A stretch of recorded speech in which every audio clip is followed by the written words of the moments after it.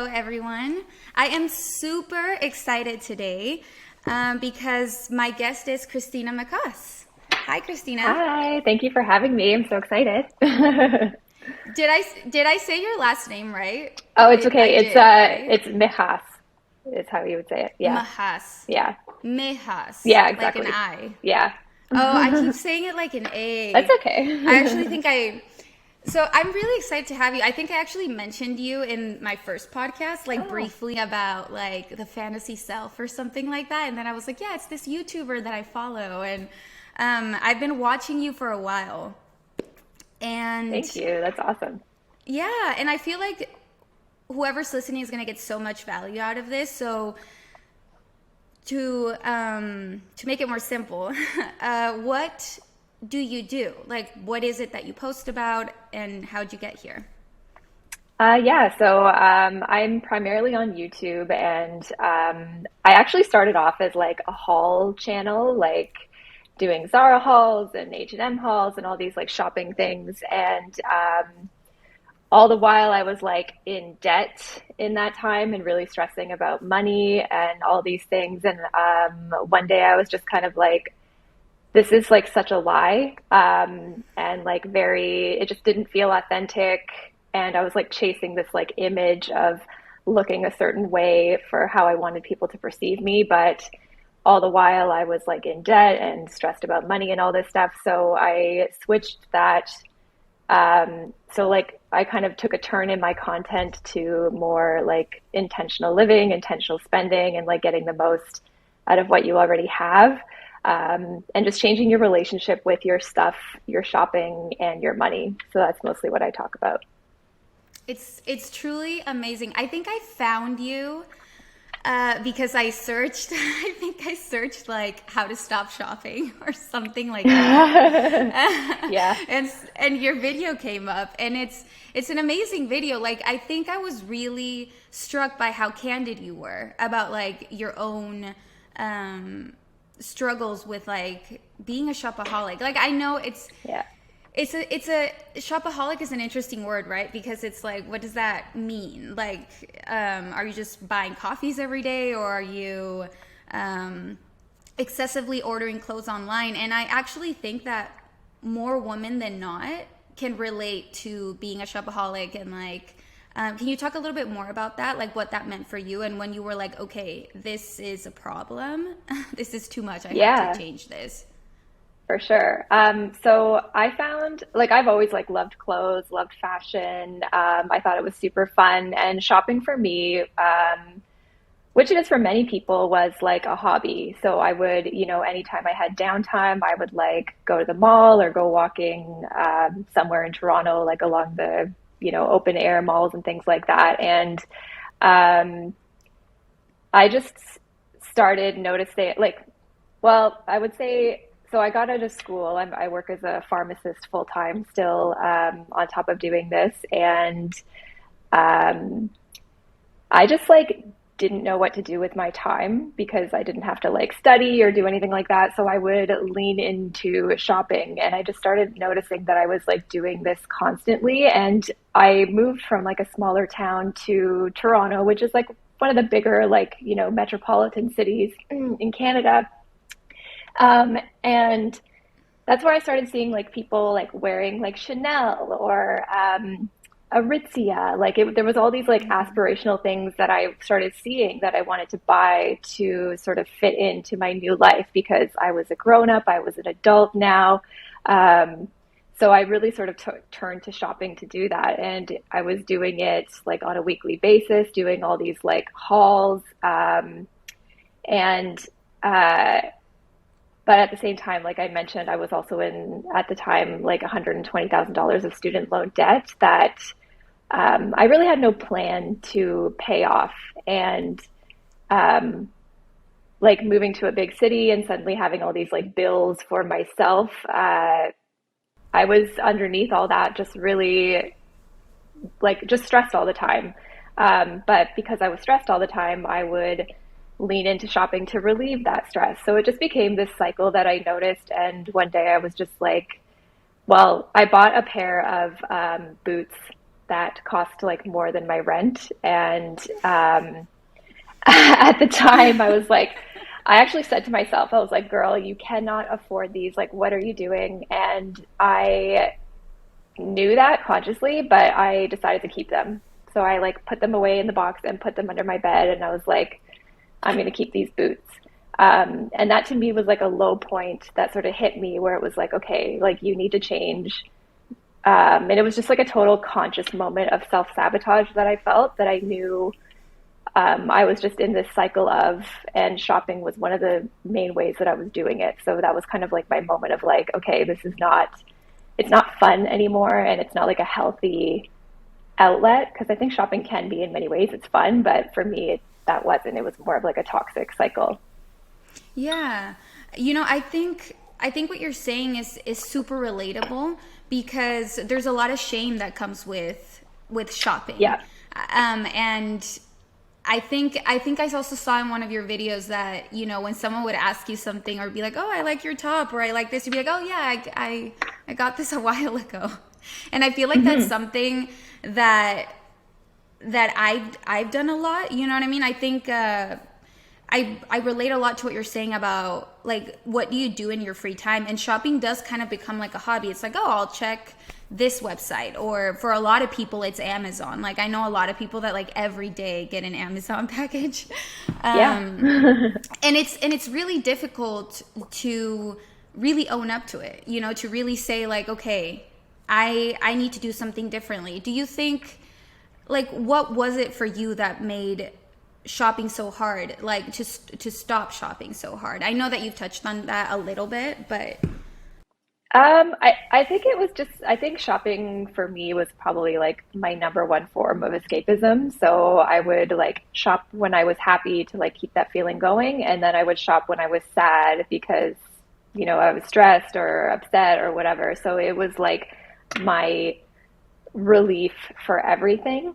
And so the question was, when did I notice it was, I forget the no, question. like why? No, you're totally fine. Like why?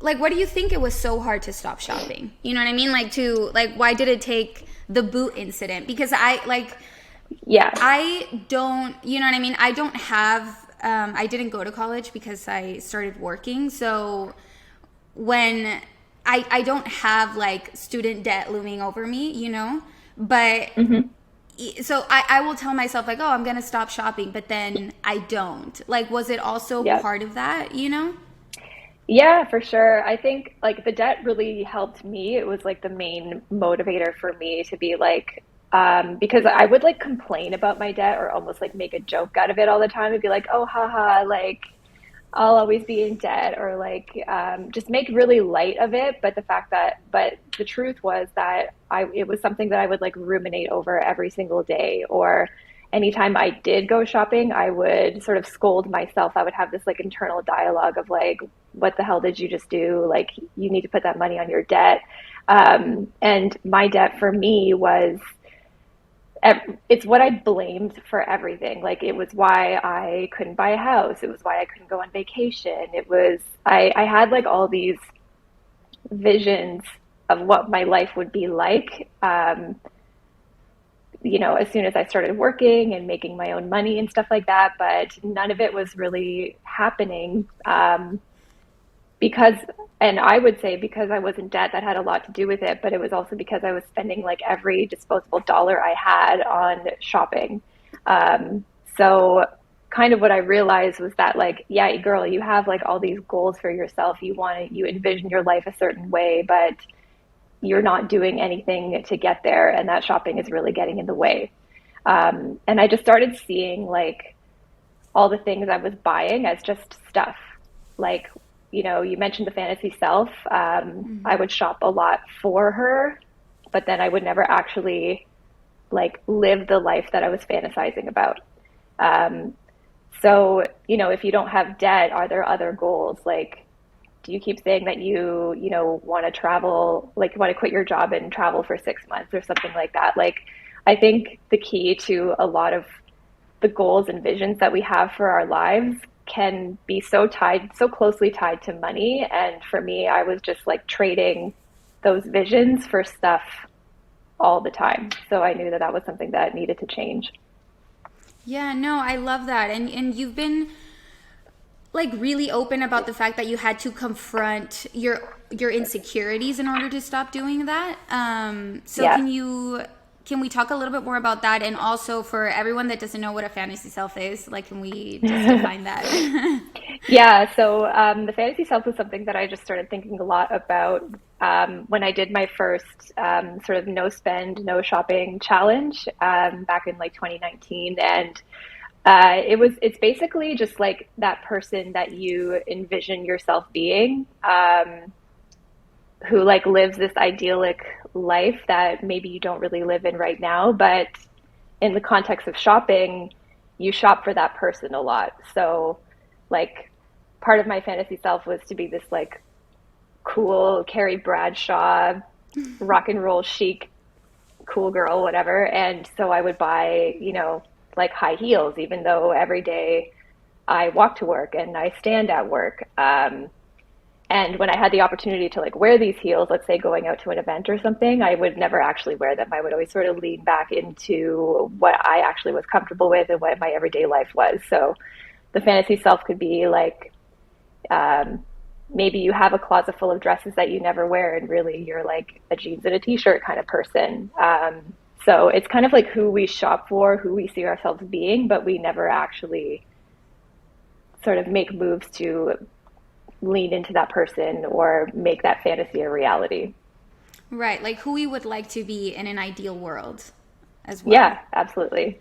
I Yeah. think, it's different, but you used to do hauls and things like that. So you were just like a content creator, if you will, without anything specific to what you do now. And I think it's interesting because even just from my experience, like as an actress, even just for Instagram, I think I had like, I would purchase things for fantasy self, like the photo shoots, for example. Like I'd Yeah. wear something once, or I would buy something just because I would think to myself like, well, I don't have anything new to wear, so how am I going to go to this event in the same photo and then in the same dress, and then post it? Like I think that's also like an insecurity thing, and I don't know if it's so much keeping up with the Jonases, like like you have to also keep one-upping other people, or like you also have to have new outfits, although there is a culture of that on Instagram, you know what I mean, just constant. Oh yeah.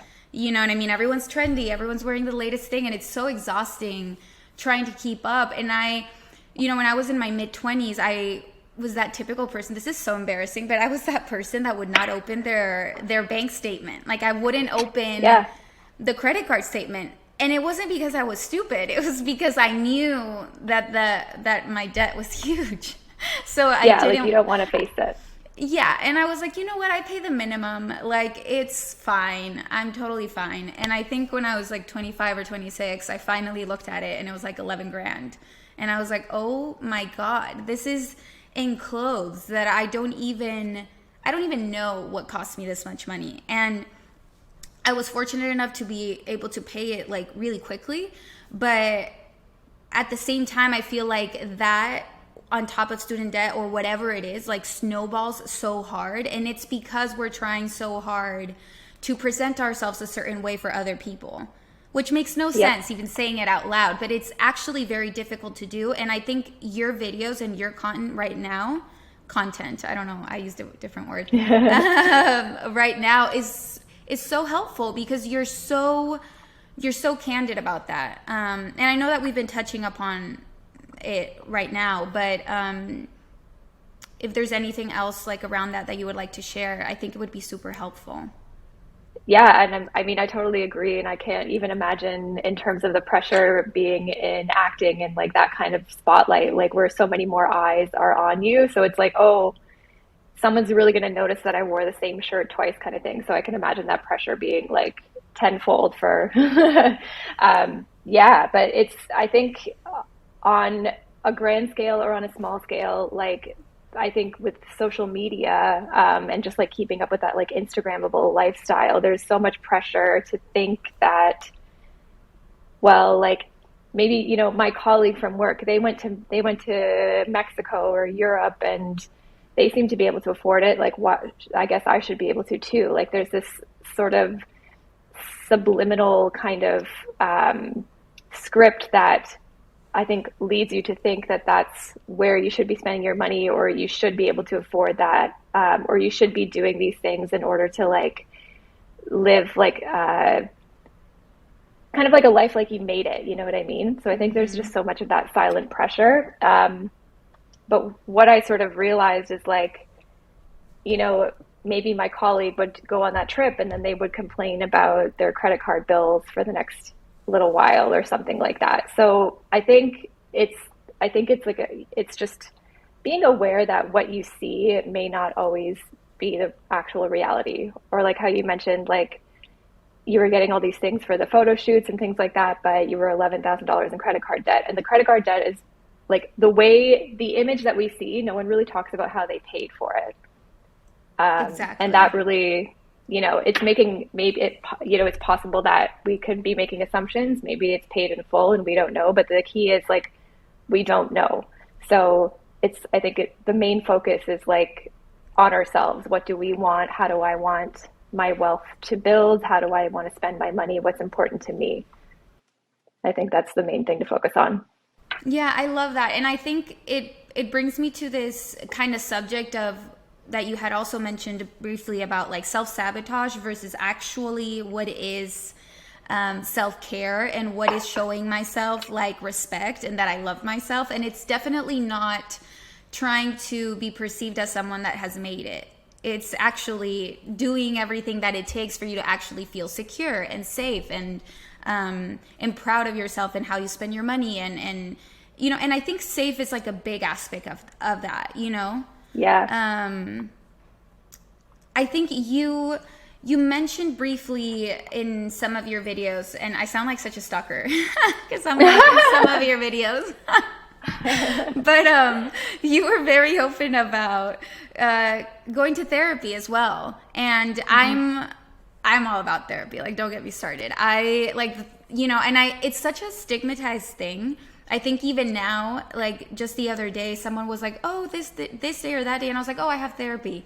And they were like, oh, physical therapy? Like, are you hurt? And I was like, oh no, like mental therapy. And there was this huge awkward silence. Like I had made them extremely uncomfortable by speaking about it. So I think it helps way more people than we can realize to like actually say, yeah, I go to therapy and it's like not a big deal. It was actually really helpful.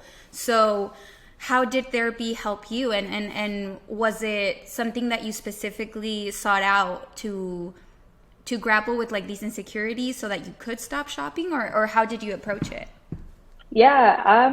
For me with therapy, well, my boyfriend, my partner, he's very open about that and was encouraging me to just like check it out for a long time. So when I started my like debt-free journey and stopping, like, minimizing my shopping and changing my relationship with that, it was already sort of planted in my mind. It's like, okay, this is something that will be of value. And he always framed it for me like everybody has shit. Everybody has something that they can talk to somebody about. And I just think it's so valuable because it's from like a third person objective, somebody who doesn't know you, kind of has no stakes, or no bias, I guess, towards what you're dealing with and what you want to talk about. So just having that, just having a different perspective, and a perspective that is so different from what I normally think about, because I feel like I tend to lean on a very like all or none scale. So, I mean, like I went all in into shopping, and then I went all in into not shopping and debt repayment. And for a long time, I would struggle with like this overwhelming guilt whenever I did buy something or feel like I had a slip up. So for me, it just really helped me sort of navigate those thoughts and that really like polarizing kind of mindset with that. And now, I find it's like super helpful to just sort of find that balance, find that like, when is it okay to shop? When is it okay to buy something for myself? When is it okay to say yes, say no? So it's, I think shopping is such an emotional thing for so many of us. There's so many deeper things tied to the stuff that we buy that I think just talking through it and just digging a little deeper behind the why and that motivation, I think therapy is an amazing avenue to do that. Yeah, first of all, yay to partners that encourage you to go to therapy. I have like I have a very similar story. I think one day I don't think we were officially dating yet, and I casually said like, yeah, sometimes I think about therapy, and he was like, oh, that'd be great. He was super encouraging because he'd been through years of therapy himself. And it does make it easier. It's kind of like having an accountability buddy. So if you know anybody that is going to therapy, like that's the person that you should reach out to probably if you're thinking about it, because they're going to understand and hold space for that. Totally.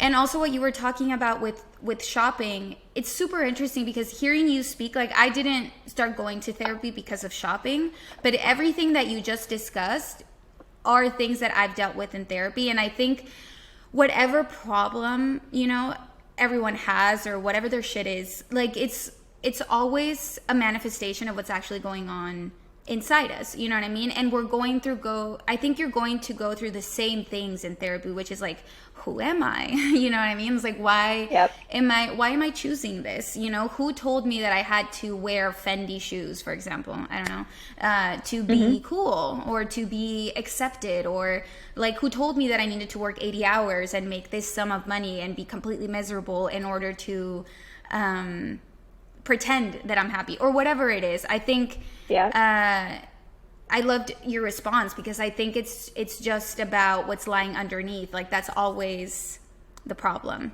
But anyway, I'm going to shift because I really want to talk about the content that you post right now, which is of course related to shopping and debt. But you also found minimalism through your journey of like, okay, how do I stop shopping? So can you tell me how like that kind of came to be for you?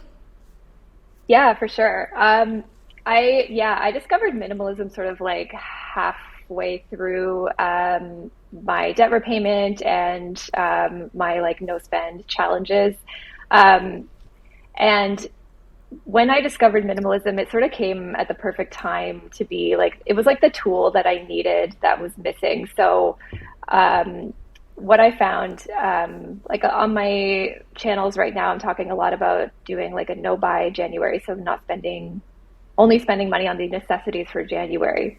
But a lot of what I noticed in myself and the feedback that I get from the community is that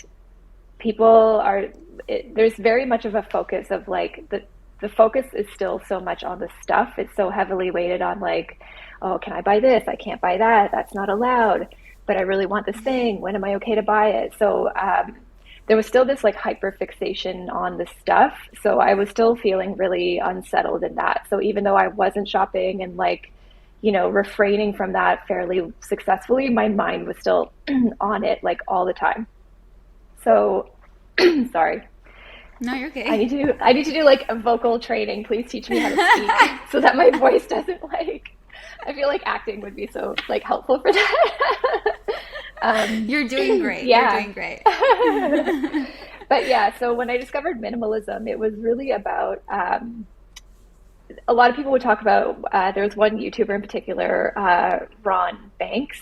He put out a video called How to Want Less. And I felt like that was such a missing thing, that it was just the key that I think really sort of tied it all together for me. So, because when you want less, it's easier to not shop because you feel more settled and content with what you already have. You can delay that gratification. You can really think intentionally about it. So for a while, I really got deep into minimalism, and it really helped me when I needed it. Although I will say now, because I did talk about how I'm fairly like all or none. So I feel like I took minimalism a little too far and it became something that was a little bit toxic for me. So now I kind of lean into calling it minimalist-ish, where it's just like it feels a little bit more balanced for me now. So maybe my wardrobe isn't like a 30-piece minimalist capsule wardrobe that, a lot of people think about when they search minimalism on Pinterest, but it's something that feels really settled and abundant to me now. So for me, it's not so much about pursuing the aesthetic of minimalism, but more like of the mindset and the focus on intentionality and contentment, that it can help you find. So that's kind of where I'm at with minimalism now. Yeah, I always found that really interesting that it was like minimalism-ish, because I think it's also a more approachable, like, how can I stop being like wasteful? And you know what I mean? And how can I, like you said, like how can I stop wanting for things and just be grateful for what I already own that works for me? And I think that part is particularly super interesting because for me, a lot of my shopping is like I have a perfectly great like black, I'm just looking at the screen, so like black hoodie, Yeah. and one day it'll just occur to me that I need like the perfect black hoodie though. You know what I mean? So it becomes this Yeah. mission. It becomes this, but it gives me like dopamine, you know what I mean? To like search it and to find it. And I think it's that whole thing is like this never ending search for the thing that's gonna complete you. And I think when you were talking about how it's so hard to stop shopping because then immediately it's like, oh, but wait, I really do need that, or I really do want that. And I think there's, we're so used to looking for that thing that's going to complete us, whether it's like the new workout program that this person just came out with, or like the new modified weights, because I think it looks differently for everybody, but there's the gadgets, or there's the clothes, or there's like the endless kitchen supplies, or whatever it might be that's going to make your life perfect, or something like that. And I think I'd never actually seen minimalism from that point of view. I always thought that it was just like, don't own anything, be like the Buddha, Yeah. and just don't Yeah. have any desires. And you've made minimalism, to me at least, because I've never seen anybody else speak about it like that, like something just where it's like just more approachable. Like, okay, maybe it's just about what are my absolute favorite things, and I don't need anything else. Like this is already who I am, who I'm comfortable in. Like, and I think that's a super helpful approach, much more helpful than perhaps anything else that you're going to read, because just how you said that you took it too far, I find it really, this is probably shitty, but I find it really entertaining to Google like people that talk about like how they took minimalism too far. Yeah. Because it's always some version of a story of like, I got rid of absolutely everything and then I had to rebuy everything. And I'm not laughing because that's funny. I'm just laughing at a girl that I saw her video, and she got rid of everything, including like her dining table and things like that. And the video was hilarious to me, because she's like, why did I do that? That was stupid. And it's like this, it's almost like the guilt and the shame of all the things that we own. We're somehow going to eradicate it by getting rid of absolutely everything. So can you talk about that? Like how you took it too far? And I promise I won't laugh at you. I think that honestly, I think I got like almost addicted to decluttering after a while, because the first time I did it, it was amazing. It feels so good. It feels just as good as like getting that package in the mail. So it was almost like replacing one thing with another. And it brings beautiful clarity. You're so happy. You feel so accomplished. So I think for a while I got really hung up on chasing that. So it would turn into like, oh, I have 5 white t-shirts, but really I could get rid of like 3 more. I only need 2. And it became this like fixation on just like getting rid of shit versus a fixation on buying shit. So it's just, so for me, like decluttering is amazing and it's something that I still do regularly, just to maintain like a clutter-free space and all of that stuff. But I think it's like kind of what are you trying to get out of it? Are you, like how you said, are you trying to punish yourself for previous bad spending? I feel overwhelmed by too much stuff. I can't believe I did this. Or are you now like pursuing this, like, as it in the same thing of like, oh, I just need that one more perfect hoodie to have a perfect wardrobe. Now it's like, oh, I got to get rid of one more thing to have a perfect wardrobe. So I think it's really just thinking about what you want to get out of it, to just keep it balanced and a little bit more helpful, as opposed to you're still serving something otherwise. You know what I mean? It's, yeah. No, I agree with that. I think when I messaged you, I was like, thanks to you, I've gotten rid of like 30% of my clothes, which I have. Yeah. And I think for me, letting go of clothes is like very difficult because every time in the past that I've tried to, say my mom visits my apartment and is staying with me for a couple of days and she's like, what's that bag? And I'm like, oh, I'm getting rid of that. And she starts looking through it and she's like, oh my God, you're getting rid of this? And oh my God, you're getting rid of this? And then I'm like, I guess not. I still want it. Yeah. And it makes me feel so bad, you know, like almost like how dare I not want this thing that cost me X amount of dollars. And what I realized this time is that it's nobody else's business what you haven't worn in 3 to 4 years. And it's like, it's totally okay for you to say, okay, thank you. Like I used to wear you a lot in 2016 and I know that. And I have amazing memories in you, but I like, you know, some of those memories also can get toxic, I think, with clothing, at least for me. Like I've gotten rid of things that every time I saw it hanging in my closet, it will remind me of someone that like at this point, I just don't want to think about, for example. And I think, you know, Mary Kondo talks about that in her book, how like sometimes not getting rid of things can be more about holding on to a memory or holding on to a person or holding on to, similar to like a fantasy self, like a past version of you. Like who was I in 2016 that it's so hard for me to let go of, you know? Totally, yeah. So I think decluttering your closet, even if you know, if you don't do it obsessively, because I definitely have gotten to that obsessive point where like every time I'm in there, I'm like, what could I do without? But I think it can also be extremely helpful to kind of like as an exercise of, well, who am I now? Like, who am I today? You know, like I was this person this year, and when I see that, I know exactly who I was at that time. But like right now, who am I? And I, you know, for all the capsule videos that exist, because I also love watching those, like I feel like it's always, again, a little bit about the clothes. And I think there's seasons in your life, you know what I mean? There might have been a time where like you hiked every morning and, you know, you were super into fitness or whatever. And now it might be a different time in your life. And I think what you're wearing constantly is a huge reflection of that. And decluttering actually allows you to see exactly who you are right now.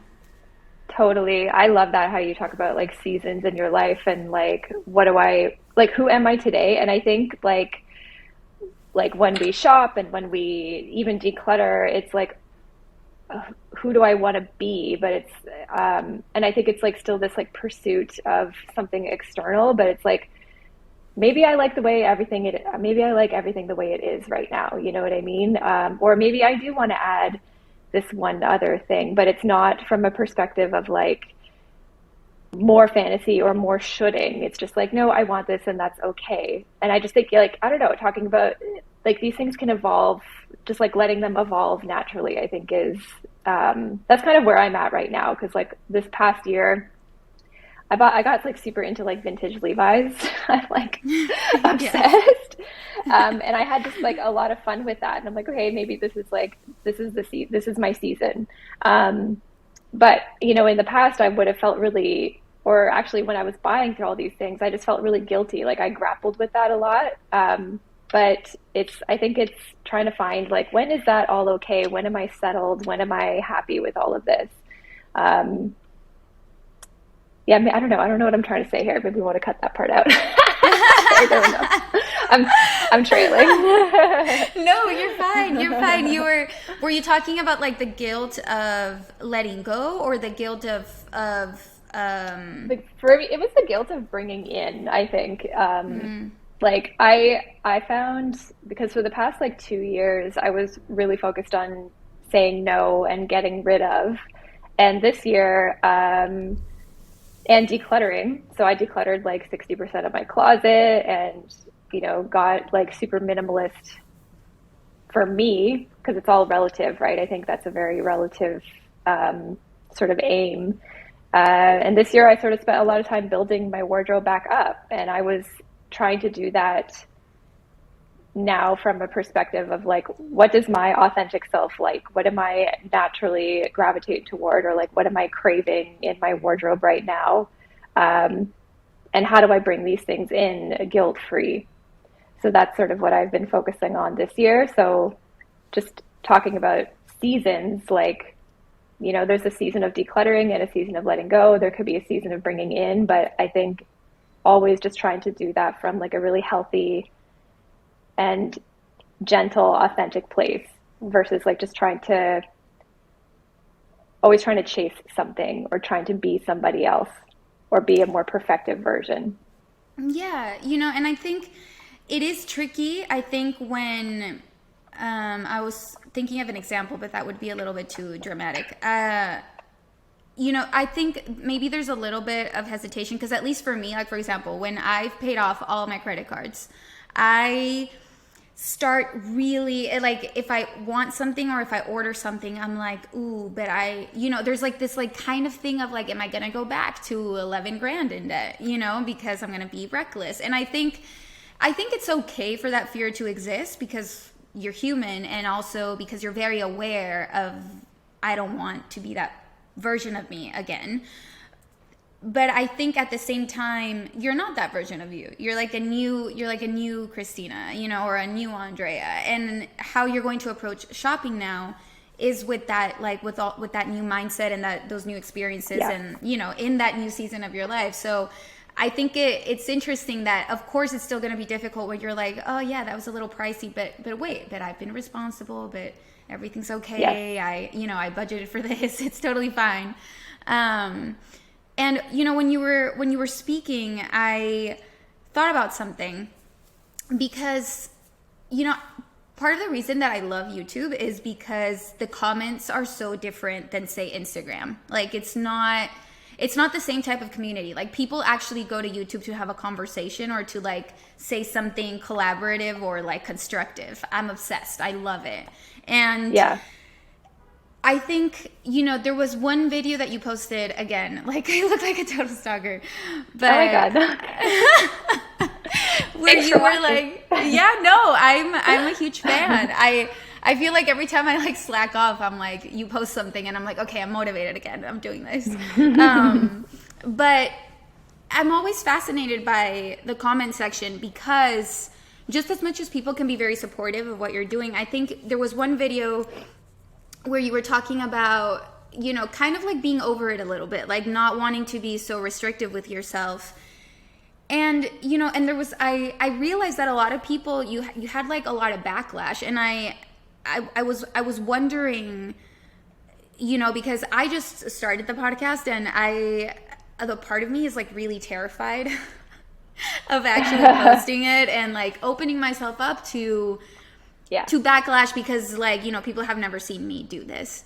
And you're so candid and like honest about yourself and your journey online in a way that I actually have never come across, which is why I watch your videos, honestly. And I guess my question is just like, how do you do that? Like, how do you just like continue to, because we're talking about like our authentic self, but I feel like you are very authentic on YouTube. And it's really inspiring to watch no matter what you do, and if you're a content creator or not. And I'm very curious to hear what you have to say about that.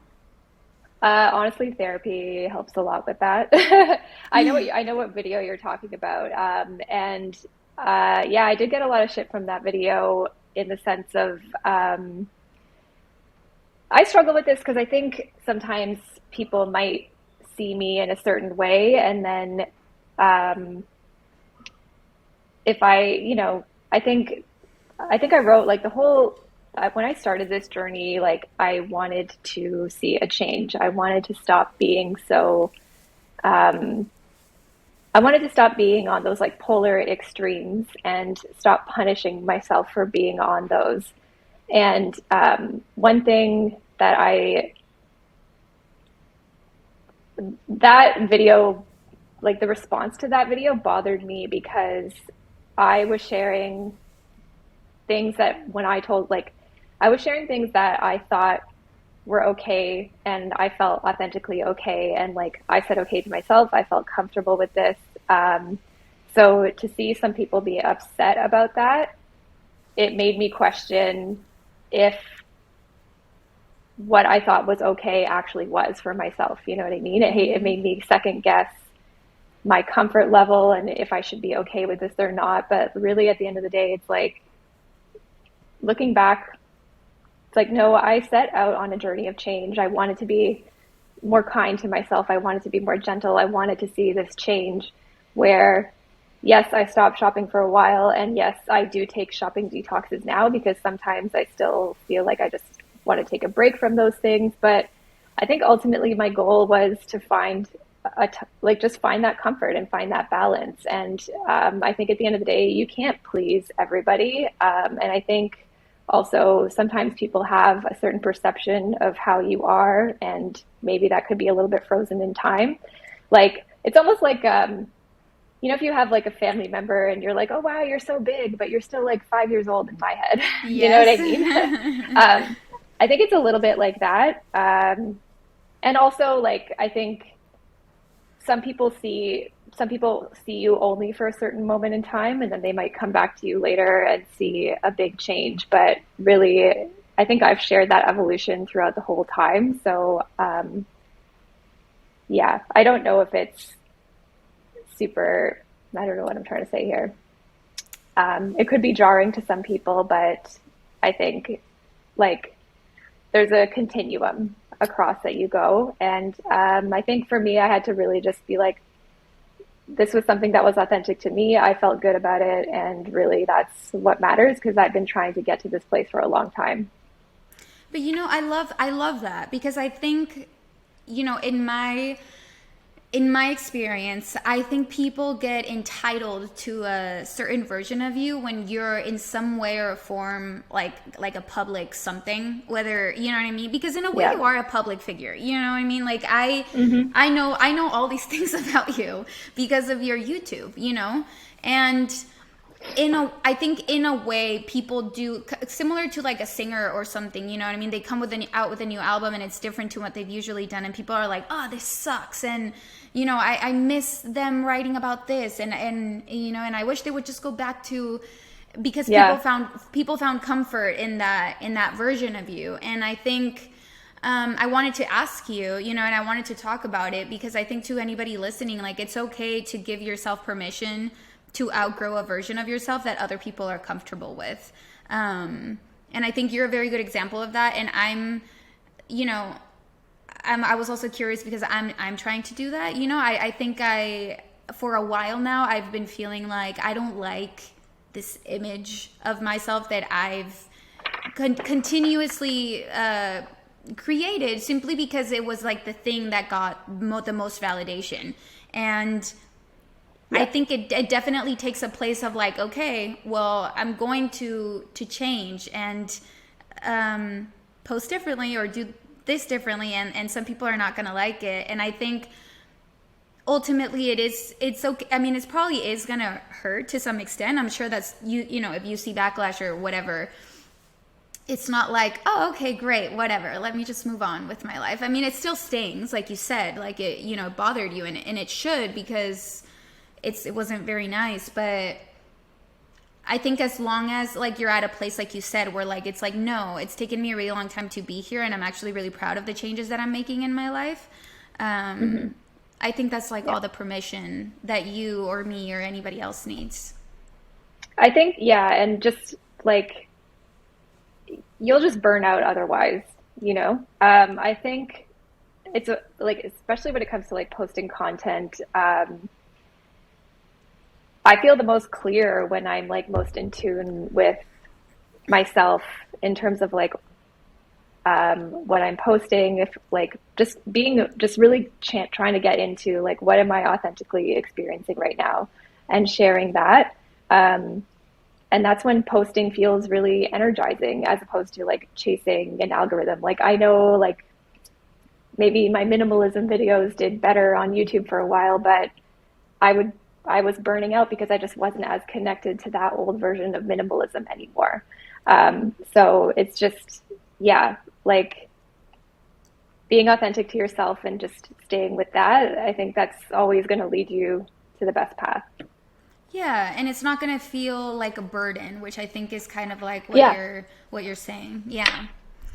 yeah. So I want to shift into another question, because I don't want to run out of time and not talk about it. So you have mentioned detoxes and taking a break from shopping, and I also through you became acquainted or familiar with like doing no buys. So can you talk a little bit about like what that is? Because it's I mean, it sounds terrifying to me, but it's amazing.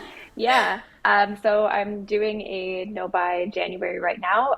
So no buy is essentially it's a challenge that you can do, and it could be a day, a week, a month, a year long. It's really all up to you, but it's essentially eliminating all um, non-essential spending from your budget. So a lot of people will cut out things like clothing, makeup, skincare, takeout, alcohol, books, even. Although, I mean, I love books. Like spend money on knowledge, Yeah. it's a good thing. But some people want to do that. And So for me, I'm just doing it as just like a little bit of a detox to take a bit of a break. Mostly in an effort to just get more use out of what I already have. Because I feel like for me this year, I had a lot of fun just like, buying things when I wanted to, when it felt good to me. But I think it is easy to get away from the actual using of those things that you are so excited to buy because it's so easy to get distracted by that next new and shiny thing. So for me, it's just a focus on, again, finding contentment with what we have. But other people, it could be for saving money, a lot of financial goals tied to these things. So it's just a good little challenge to just hit reset, um, and just I think spend more time with what you have. Yeah, and so on that subject of like spending more time with what you have, you advocate a lot for like shopping your own closet. So can you talk a little bit about can you talk a little bit more about that and what that means or what that looks like, just for anybody listening to get like ideas for themselves? Yeah, it's honestly it's super fun. Like I save a lot of inspiration photos on Instagram and on TikTok, Pinterest now. And for a lot of the times, I think it's easy to be like, oh, she's wearing this exact blazer from this place. I need that exact blazer to get this look. But a lot of the times, if you just like break down the outfit, it's depending on your aesthetic, I guess. But for me, it's very classic, very basic, and it's like, okay, I love what she's doing. I love the way she or they sort of came up with that outfit. What do I have in my own wardrobe where I can recreate this?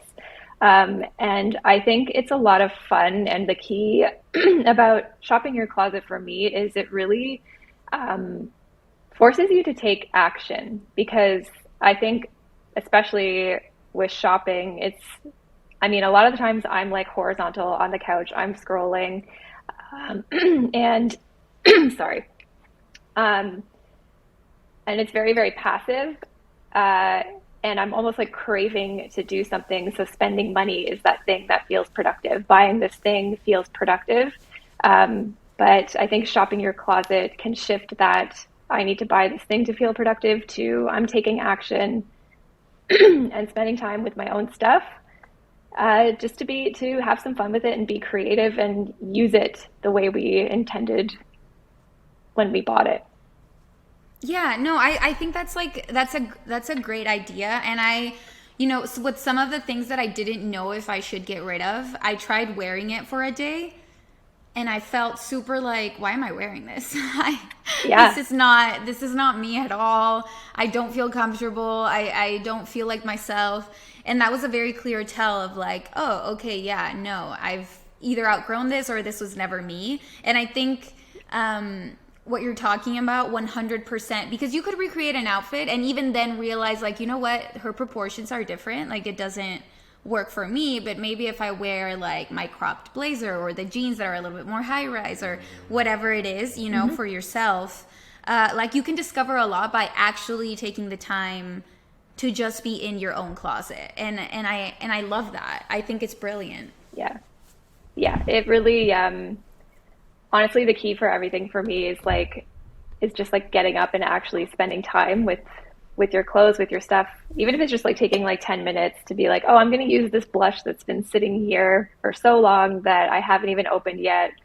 I'm going to try it out today. And it can feel like, I think like it gives you that same sort of reward that shopping does, without spending money. Yeah, I think I've been trying way more mindfully to, like, even if I have nothing special to do that day, like to actually put in a little bit of effort into like my outfit, even if it's casual. Yeah, And it does make me happier. Like I know it sounds so trivial, but it makes me feel like ready for I don't know what, totally. but ready. Yeah. um so you have a lot of tips on like shopping your own closet, for example, but also on how to grapple with like that moment of, oh, I really, really want this, but it's like impulse shopping. And I find it really amazing. I keep saying that. Oh God, I sound like a total broken record, but Oh but my I God. do. But I do. So can you talk a little bit more about like what you do when you're like, getting that itch to just buy something super impulsively? Yeah. And I experience this all the time still. So it's something that, I think will be an ongoing like grapple. But yeah, I love to use wish lists. So I just like to create some separation from the initial wanting of that thing to the spending of the money. And I just put it on a wish list and just sleep on it. At minimum, sleep on it. Give yourself 24 hours. And by the time I like go back to that wish list, I'll have forgotten that I even put it on there in the first place. So for me, it really just helps create that distance, and just sort of just allow myself to like kind of come down from that impulse feeling and that sort of sense of urgency that you can feel when you do see something like shiny that you really, really want. Yeah, I think that's great. Like when you sometimes I've put it in my cart and then I'm like, okay, no, wait, I'm gonna do something, and then it's like 10 hours later and I'm like, oh right, that thing I just left it Totally. in my Yeah. cart. Yeah. um yeah, I also think like it's you mentioned this too, where I think it's important to realize like, am I super stressed right now, or am I super anxious, or am I um feeling something very intensely that, like you said, I'm trying to escape from? Because I think that that's what shopping is for a lot of us. And I think the wish list is such a cool like little hack of like instantly putting it on there and being like, okay, let me just it's there, similar to like buying it. It's like, okay, well, it's there now. Like I'm very conscious that I want it, Yeah. and kind of satiating that need to do something about it in that moment. Totally. Yeah. I think like a lot of people do the same thing that you mentioned. They just add it to cart and then close the tab. And it's like that satisfies that need to sort of do something without actually buying it. Yeah, and I was gonna ask you, do you still find yourself scrolling sometimes, like through things, even Oh, when yeah. even on like your no buy months? Oh, yeah. Yeah. Totally. I've been really enamored with the brand Tibby lately. And I'm like on there regularly, just like looking at things. And I know that there's a sale on. And um, I've added things to my cart, and I'm like, okay, well, I can't do this right now. I, made a promise to myself, and if I go back to that cart, I'm like, why did I add that? So I'm using that my own technique there. So I'm definitely not like, oh, I'm never shopping ever again. I'm like this enlightened person. I'm not. It's techniques that I have to implement. And sometimes things sneak through, but for this month, I just really wanted to commit um, to not spending money on on stuff. 'Cause, Yeah. yeah, I just want to take a break from it for sure. No, I commend you for not purchasing things when you're browsing. I think that's where I go wrong, where it's like if I start browsing, I'm like, oh God, because then Yeah, there's that thing that, that's so shiny. And I'm like, well, maybe I can try it on, and if it doesn't work, I'll return it. And I tell myself that, but then sometimes it actually comes and it's really nice. And then you're like, oh, I don't want to return it. So I think the yeah, problem, totally. yeah. So the problem is like, you can't you just have to stop yourself from shopping, or like Yeah. actually purchasing it in any which way you can. And I think your tips are super helpful for that. I was just gonna say because I've definitely done that, but it's also like thinking ahead too. I know that this box is gonna come. I'm gonna really like it, like and then I'm gonna have to go through this internal struggle and dialogue of like, should I return it? Should I not? And then it just, for me, just not doing it up front saves all of that energy because it does take a lot of like brain and even emotion to go past that. 100%. It's almost like the cost of the item isn't just what it costs you in your money. It's also Yeah. like the time and energy you're putting into it. And then if it's like a 30-day return policy, or it's like, are you suffering all those 30 days because you're like, should I wear it? Should I return it? Like, Yep. and then you're just adding, a different kind of clutter into your life. Totally. I definitely do that.